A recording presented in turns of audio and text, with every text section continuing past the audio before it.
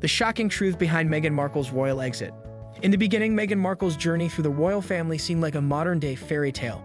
However, it swiftly became one of the most sensational and controversial royal departures in recent history. In direct contrast to the intense scrutiny and expectations she felt as a member of the British royal family, Meghan's upbringing in Hollywood, which she received while growing up in the sunny city of Los Angeles, California, provided some relief. Rachel Meghan Markle was born on August 4, 1981, and she grew up with a strong sense of pride in her mixed-race heritage. Her mother, Doria Radlin, is of African-American descent, while her father, Thomas Markle, is of European lineage. Meghan's mother was a makeup artist, while her father also worked in the entertainment industry as a lighting director. Both of Meghan's parents were employed in the industry. However, their marriage was fraught with difficulties, and it ultimately resulted in a divorce when Meghan was just 6 years old. Meghan had a close relationship with both of her parents, despite the fact that she lived with her father on a full-time basis until she was 18 years old and went off to college. Meghan was well familiar with the entertainment world due to the fact that she was raised in the center of Hollywood. Because of her father's job, she was able to have access to the backstage areas of shows such as General Hospital and Married with Children, which sparked her interest in acting at an early age. She acquired her social conscience and fought for justice while she was a student at the Little Red Schoolhouse in Hollywood, which she attended. By submitting a letter to Procter & Gamble when she was just 11 years old, Meghan exhibited her activism even when she was still a child. In the letter, she urged the company to remove a dish soap commercial that was sexist. During her time at Immaculate Heart High Institution, a Catholic institution that is exclusively for female students, she continued to take part in play performances. Her scholastic trajectory brought her to this school. There were many obstacles that Meghan had to overcome in order to realize her goal of pursuing a career in acting. She found herself in a challenging situation in Hollywood, where she was frequently told that she was not black enough for black roles and not white enough for white roles, despite the fact that she possessed a tremendous amount of natural talent. In spite of this, she persisted and worked a number of other jobs on the side in order to provide for herself. In addition to her employment as a freelance calligrapher, she also taught bookbinding workshops in order to augment her household income. In her early acting career, she appeared in a few small roles, such as a briefcase girl, on Deal or No Deal, and on television shows such as Century City and CSI, New York. Her early roles were not very noteworthy. Meghan was able to acquire visibility in the entertainment world and pay her expenses through these assignments, despite the fact that they were not attractive. During the year 2011, Meghan was given a significant break when she was cast in the role of Rachel Zane, a paralegal on the popular legal drama Suits. Her performance in the television show Suits not only brought attention to her acting skills, but also catapulted her into the public eye. Her compensation reportedly increased to $50,000 every episode, which resulted in her earning almost $450,000 annually. She rapidly became a fan favorite, and her salary grew to that level. Meghan lived in Toronto, Canada, which she considered to be her second home whenever she was there for the 9 months of filming each year. Meghan remained grounded and continued to concentrate on her humanitarian work, which had been a passion of hers throughout her whole life. This was despite the fact that her reputation was expanding throughout her life. A 7-year relationship with film producer Trevor Engelson, whom Meghan married in 2011, was a part of her romantic history prior to her meeting with Prince Harry. On the other hand, the pair encountered difficulties in meeting the requirements of their different occupations, particularly when Meghan's role on Suits obliged her to relocate to Toronto, while Engelson continued to reside in Los Angeles. The pressure of living apart from one another eventually resulted in their divorce in 2014.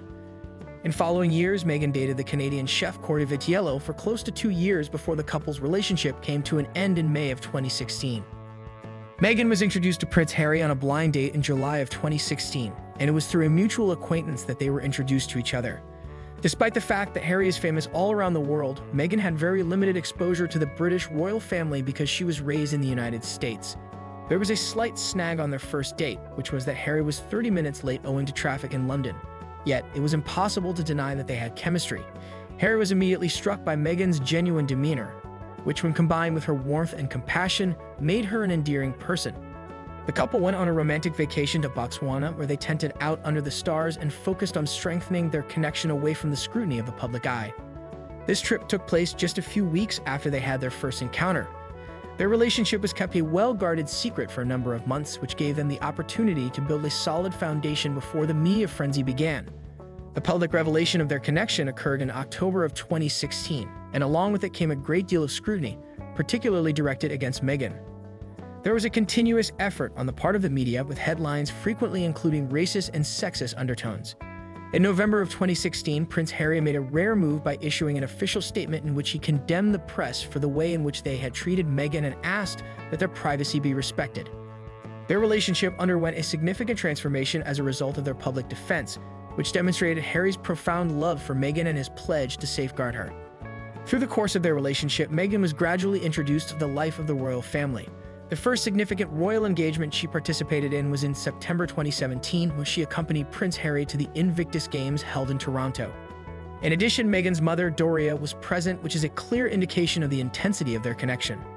When the pair made the announcement that they were going to get engaged in November of 2017, the entire globe was filled with excitement. In a joint interview, Meghan and Harry discussed their love story, detailing how they had fallen in love with each other in a short amount of time and how Harry had proposed to Meghan on a peaceful night at home when they were roasting a chicken. Millions of people all over the world were able to witness their wedding, which took place on May 19, 2018 at Windsor Castle. A gospel choir sang "Stand By Me" during the ceremony, and Bishop Michael Curry delivered an emotionally affecting sermon. The wedding was a combination of royal tradition and personal elements that emphasized Meghan's American roots. The breathtaking Givenchy gown that Meghan wore and the obvious affection that the couple had for one another enthralled spectators all around the world. After the wedding, the pair adopted the titles of Duke and Duchess of Sussex, and they immediately began their new jobs as senior members of the royal family. Prince Harry and Meghan Markle made the announcement that they were expecting their first child in October of 2018. They welcomed their baby, Archie Harrison Mountbatten Windsor, into the world on May 6, 2019, bringing happiness to the royal family as well as their admirers all around the world. On the other hand, things were not going well behind the scenes. Meghan was subjected to unrelenting vitriol from the media, and the couple struggled to cope with the expectations that come with royal life. This choice, which would later be referred to as Megxit, was made by the pair in January of 2020, and it was a remarkable one. They decided to resign from their positions as senior royals. It was not an easy one to make the decision to take a step back. Meghan felt that the royal institution did not support her and had been subjected to persistent abuse from the media, which was frequently motivated by bigotry. Meghan disclosed the impact that her existence as a member of the royal family had had on her mental health in an open and honest conversation with Oprah Winfrey in March of 2021.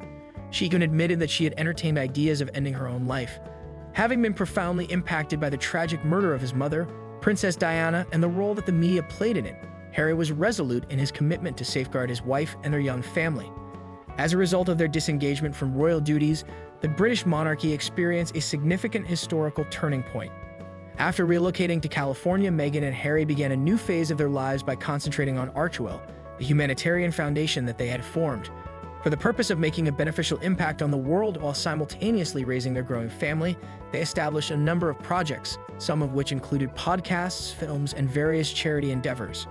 There is a possibility that their departure from the royal family brought an end to their official royal obligations, yet it also marked the beginning of a new existence that was characterized by independence, compassion, and action. Thanks for watching. Don't forget to like and subscribe to our YouTube channel.